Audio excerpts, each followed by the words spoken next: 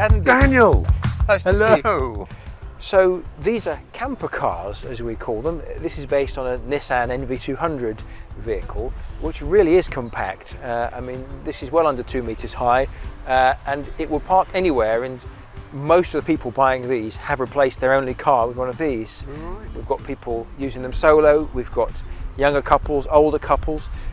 Our most prolific user of one of these has had it about 3 years now. They've done over 60,000 miles, and last time I counted, I think they've done over 220 nights in it. So that's real commitment, and that's Stephen Birgit, who I'm sure wouldn't mind being mentioned. She's a consultant orthopaedic surgeon, and he's an engineer, and they just love to get away, so they're always in their camper car. But, Brilliant. And it's amazing actually how much we've managed to get in. Yeah. It doesn't feel as small on the inside as you think it might. Of course, there's a diesel manual version that's European supplied, but we found increasingly that we've got folk who say I'd like an automatic, and some people who say actually I'd really like petrol. And so we've started bringing in ourselves a petrol automatic version direct from Japan. So the diesel manual version, like this one, these are manufactured in Barcelona in the Nissan plant. Yeah. This one here next to it, this is manufactured in Japan, and this has got a 1.6 petrol engine and a CVT automatic gearbox. So you wouldn't particularly know, but we've been able to bring in something which you can't buy anywhere else. They look identical. They do. They are identical. They are, apart from the powertrain. Yeah. And that's nice if you really. Some people really like auto, don't they?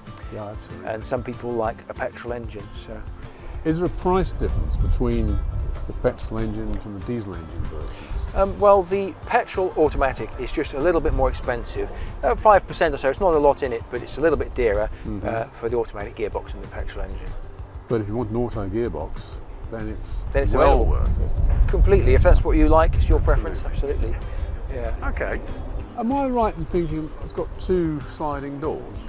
It has, you're quite right. These have got 2 sliding doors, and you know how I said we always try and design around the vehicle. Yeah. So we've taken advantage of that second sliding door to give you a sort of serving hatch come service area. You can put your water in through there, you can reach through to the hob. It's quite handy having that second space. So you actually take advantage of the fact that Yeah. 2 sliding doors. It's 2 sliding doors It's a are bit odd. standard. It is, it's unusual, isn't it? Yeah. Come and have a look inside one, Andy. So it's compact, but it's surprising how much space there is.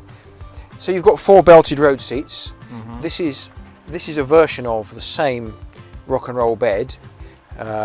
It's about 7 inches narrower than it is in the bigger vehicle, but it's the same tested bed system, folds down in the same way for the night. So come the evening, typically this would be owned by a couple.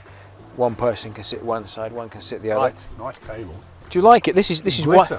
white, I love a glitter finish. white sparkle. It's a bit like white granite, isn't it? Yeah, bit of glitz. And do you like the seats? This colour's called Orinoco. Yeah, I like that. Orinoco suedette with a Very tasty. silver top stitching. Yeah. Oh, nice. And it's actually a very practical fabric. It's sort of non-slip. You don't slide around.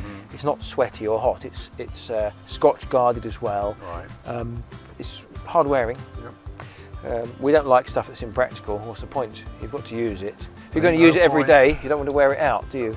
A lot of the bigger vehicles, caravans and big coach builds, they're not designed to be used every day. So you notice some of the finishes that they tend to use, for example, a paper foil board.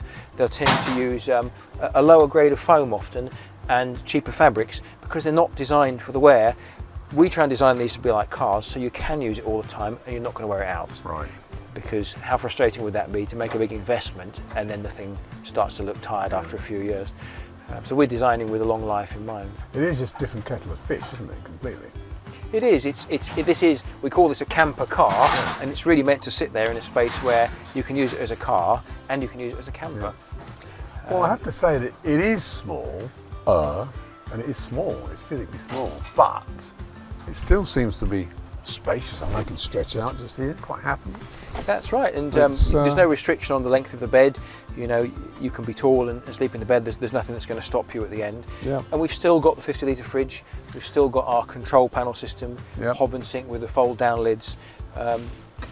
Okay, there's a little less storage. Still room for a porta potty under the seat. So we've actually put the same things in. It took a long time to design this model, but we've been making this all 4 or 5 years now and just refined a few things, but the basic concept hasn't changed because we found that it's really touched a nerve It's something which a lot of people would really like to get into.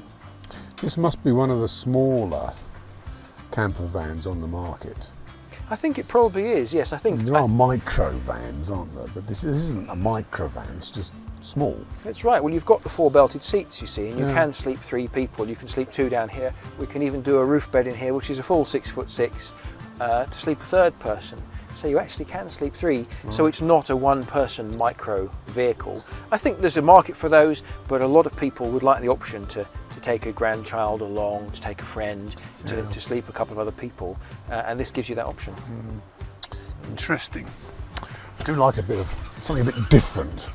Hey, have a look at this one. This is a 2-tone Alcantara style upholstery with a burnt orange top stitching as specified by the client. Very smart. Did they specify the bright orange stitching? The burnt orange. They Sorry, did. the burnt orange stitching. They did. Well, that's what we like to do. We like to be able to give people what they want, and I think it's rather refined actually. Not too much, is it? It's not trying too hard. Just a little bit. Not sort of an orange seat, but just a little bit of orange. They could have had an orange seat if that's what they wanted. Really? Oh, absolutely. Yeah. It's been done. I had one client where they said, I want the driver's seat done in orange leatherette with lines in, the passenger seat in black with orange piping, and the rear seat done in something else. They had all the seats different, and I thought this is going to be awful. And you know, the guy was a designer. Right. And you know, when it was finished, I liked it. It was awesome. People can have what they want, you see. I think these days people don't want to be told what to have, they want to be able to choose.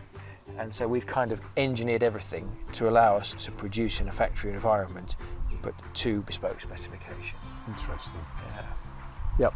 So Andy, I've shown you what we do, I've shown you the different models. Which one resonates with you the most? Is there a favourite? Do you know, there actually is. It's a bit odd. I don't know why I'm saying this. It's what I feel deep down in here. I really like the little tiny camper car. Do you? Yeah, because it's just, it's tiny.